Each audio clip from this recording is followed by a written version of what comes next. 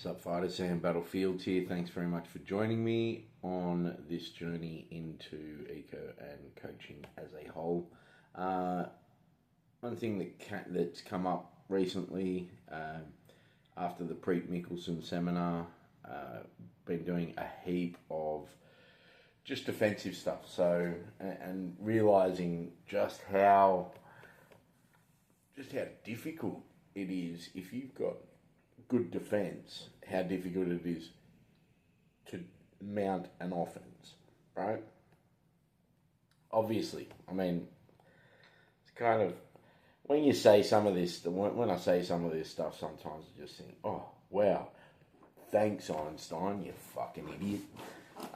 But I look at a whole heap of these simplified concepts, and I just wonder, maybe it's because I've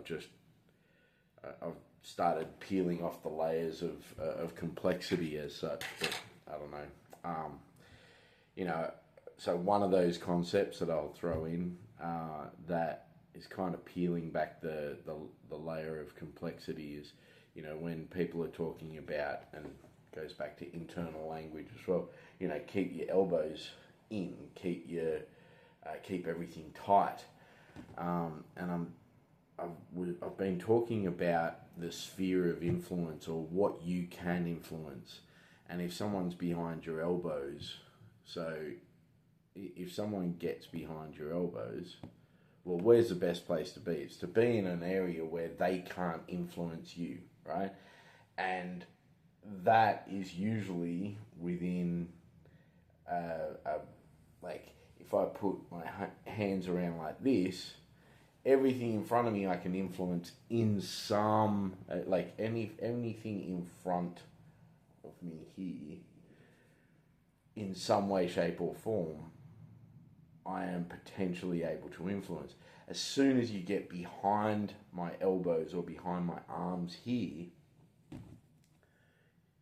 I'm not able to influence. And there's a point out here where I am less influential than I am here, right?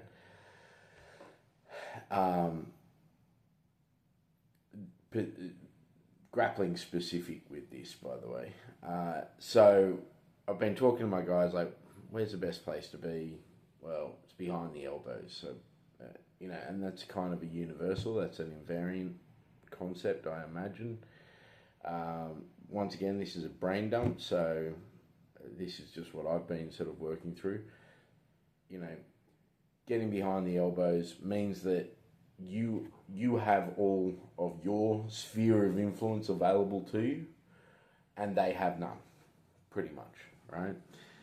And if that's the case, like, the worst of the worst spots is for them to have gravity on you with their hooks in behind your elbows, which is, hooks in, face down, and then going for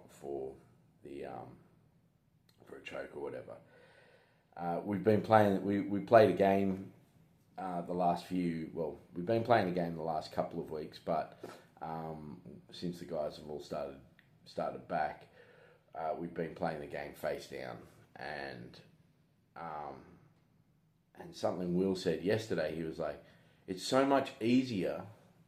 It feels so much easier than in the real game."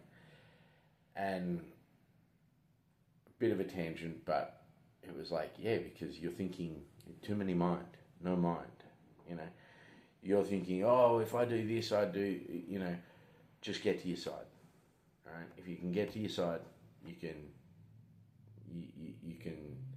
at least not be face down.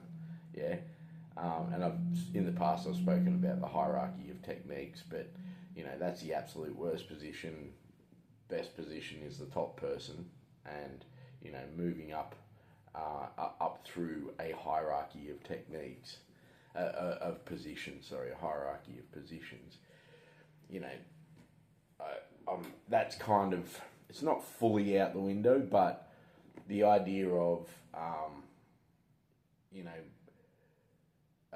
diminishing power center coverings, power center control. Yeah, that's a good way to put it. So as you go up the hierarchy of techniques, there is diminishing power center control, and then there is around the guard there is a positional advantage. But keeping in mind that even with a full guard, what are you able to affect? You are able to affect the power center, the hips. Yeah. So anyway, that's a bit of a tangent from what I was looking to do.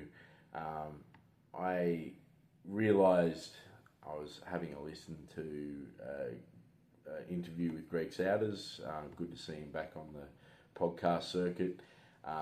And he seems considerably more measured. I love what he said earlier on in the interview, where he said it's a communication issue on his behalf if people aren't understanding it. So I love the man. He is a humble bloke, despite being incredibly intelligent and the like. So.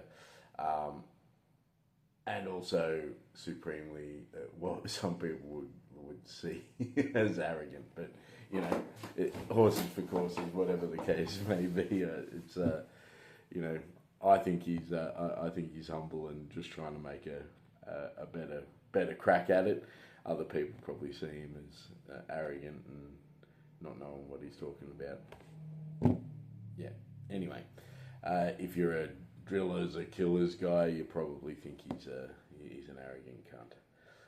Excuse my language. Anyway, so one thing that I had a quick bit of a realization is I've been doing a lot of my games because I've been working with some more white belt guys.